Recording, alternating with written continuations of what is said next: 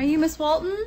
Yes. Miss Walton, I need you to come down to the chair, please, if you would, so we can pick your voice up on the record. And while you're standing, so you don't have to sit down and stand again, I'm going to have you placed under oath. So please raise your right hand.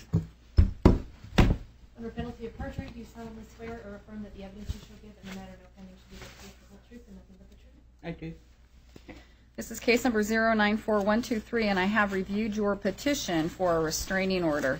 I want to let you know the court staff also brought up a file. The court had Mr. Ian Walton, who the person you were filing your restraining order against back in February in front of the court regarding his brother Mark Walton, and I've had that file brought up to me for the court to review. So, Ms. Walton, you want to tell me why you're seeking a restraining order against your son Ian? He's being... And first, you have to start out with, are you living together in the same household? Okay. Yes, we are. Okay. And it's become impossible to live with him, basically. Okay, well, and that's not justification for the court to grant an order. So you both own your home together, correct? In your petition, that's what you said? Yes, on title. Okay. He has become abusive, not physically, but mentally, emotionally. And you have to be specific to the court. So you have to be able to articulate specifically what is occurring in order for me to find that there's a legal basis to enter the order. Okay. He's blaming me for all his problems. He's got a feud going with his brother. I'm sorry, he's what? With his brother, a feud. A feud. Okay, that's okay. So far that none of this counts. So keep going. But he brings it up all the time, against me, like I caused it. I'm the reason it's there, and I side with his brother rather than with him. And I'm a Scientologist.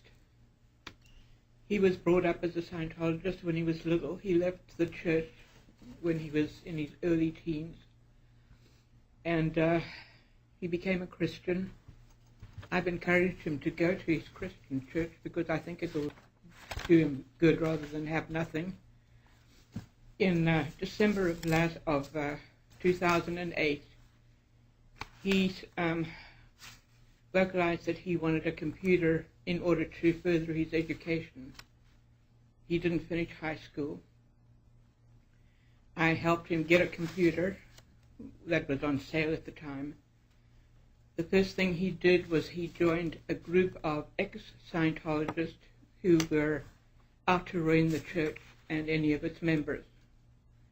At that point, he became very abusive and taunted me all the time about my religion and saying how it had affected him, and he's been on the internet constantly with this group.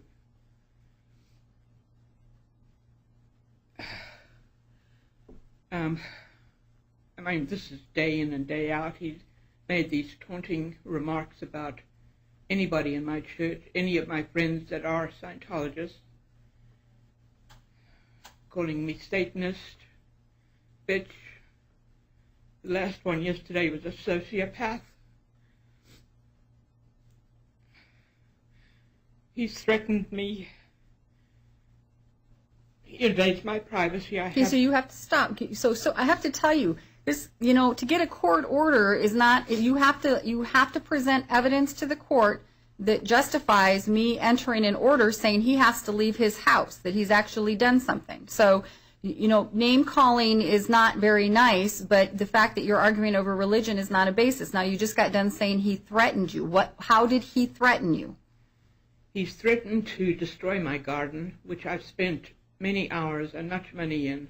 It's my only passion right now. He's threatened to destroy that. Today he threatened if I did anything that I would be sorry when I got home, and it would cost me a lot of money. I believe he's trying to prove me mentally incompetent so that he can control everything. I've got copies of things that he's noted on calendars I have to surmise that it's to make sure that somebody thinks I'm incompetent. And he's mentioned several times that I should see a doctor, a health doctor, or a mental doctor. And he's mentioned that I can't take care of myself. I have a journal. I'd have to look through it to give Well, you... you're going to have to be more specific because, if somebody needs an order, the court will always, the court's going to err on the side of caution. But so far, you've not been able to give me anything to articulate to be able to say that there's a finding to grant you a protective order in this case. I know, apparently you're arguing about religion, but the argument is not grounds to give you a restraining order. It's emotional. There's nothing physical, Your Honor. Well, okay, it's and I all understand emotional. that. Okay, but people have arguments and family lives together. I don't know why you both have your name on the same title to the house. Can I explain Yes, that? you did, because if you're trying to say he's tampering with your finances or you think that he's affecting your money somehow, that's a basis for the court to give you an order. I think he's about to try and do that because he's threatened that if I come back today, I'm going to be unpleasantly surprised. And it's going to cost me a lot of money, at least $3,000, he said. I don't know what he's talking about. Okay, well, I don't either. What do you mean if you came back today? Have you left the house? Yes. How long have you been out of the house? I left at just after 9 a.m. Does he know that you're coming to court to get a restraining order? Probably. Is that what? Okay. Probably. Was there some? Okay, you kind of lost me here. I don't know. You said if you came back to the house, it made it sound like you'd been out of the house for several days. No. No, I stay in my room with the door locked mostly. He sits outside my door on the chair right next to it. I'm not allowed any privacy. He listens in to my phone calls. Whenever I go to the kitchen to prepare food for the cats or myself, he'll stand there and harass me. How does he harass you? He calls me names. He makes fun of my church, tells me how terrible it is, and calls me a Satanist. Those things amount to stress, a lot of stress. And like I said, we got into this in the first place because when he was 18, he had a bad accident, a motorbike accident, and had several limbs fractured. He lost his liver was compromised. He had transfusions and got hepatitis C from that. So I thought, and I think he thought he was dying. And I was retiring, and I wanted to move up here. And I still felt like I could take care of him, if he was going to die. And at that point, he had $10,000 left from his settlement from the accident. He wanted to get on disability. He's hardly worked a day in his life.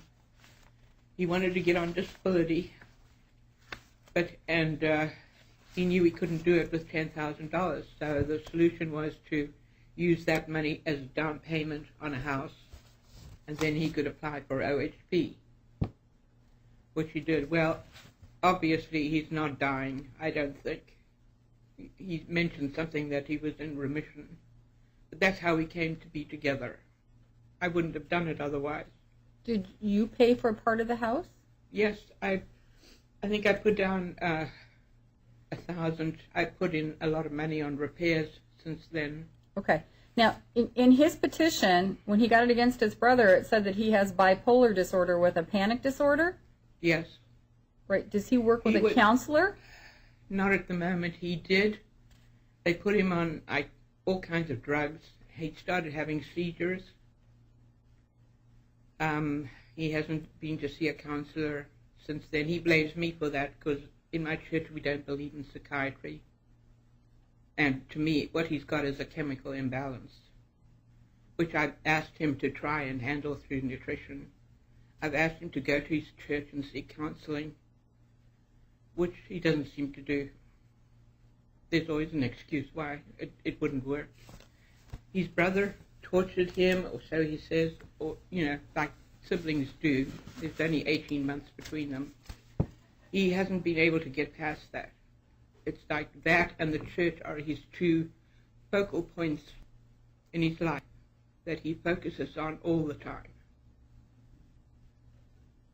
I've encouraged him to go to church, to get help, but he hasn't done that.